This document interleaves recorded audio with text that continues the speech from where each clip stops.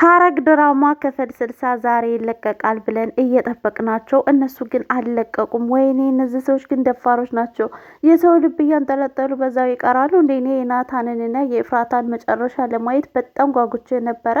እንግዲህ ናታን መሞቱን አይሞትም። ምናልባትም የተሰጠው ከኋላ የወጋው መርፌ ወይ የሚያደነዝዝ ነው ወይንም ደግሞ ራሱን እንዲስት የሚያደርግ መርፌ ነው የወጉት እንጂ በፍጹም አይሞትም ብዬ ተስፋ አድርጋለሁ። ምክንያቱም ሀፌት ከሞተ ደግሞ ልጆቹ ላይ አደጋ ስለሚያደርስባቸው የሚገሉት አይመስለኝም። ነገር ግን ናታን እንደዛ መሬት ለመሬት እየጎተተው ሲሄድ በጣም ስለነበረ ያሳዘነኝና አሁን ደግሞ ክፍል 60 ለማየት በጣም ጓጉቼ ነበር። ነገር ግን ቀሩ ማለት ቀሩ ሲያናድዱ።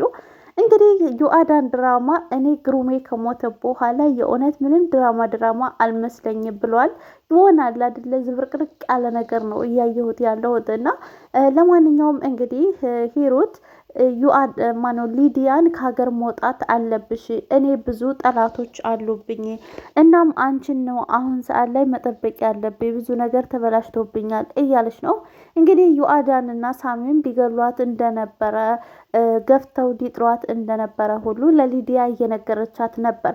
ታዲያ ግን ሊዲያ አልሄድም፣ ውጭ የሚባል አልፈልግም እያለች ነበር። እንግዲህ በቀጣይ የምናየው ይሆናል። በተረፈ ግን እኔ በቃ ምንም ይሄ ዩአዳን ድራማ ግራ የተጋባው ድራማ የለም። ልክ እንደዛ ሆኖብኛል። ለማንኛውም ውድ ቤተሰቦቼ እኔ ሐረግ ድራማ ነው የምጠብቀው። ሐረግ ድራማ ሱስ ሆኖብኛል። ሐረግ ድራማ በቃ ከቀን ወደ ቀን አጓጊና ልብ አንጠልጣይ የሆነ ድራማ እየሆነ ስለሆነ እና ውድ ቤተሰቦቼ ለማንኛውም እንግዲህ ዛሬ አልመጡም፣ ነገ ይለቀቅልናል ብዬ ተስፋ አደርጋለሁ እና በቀጣይ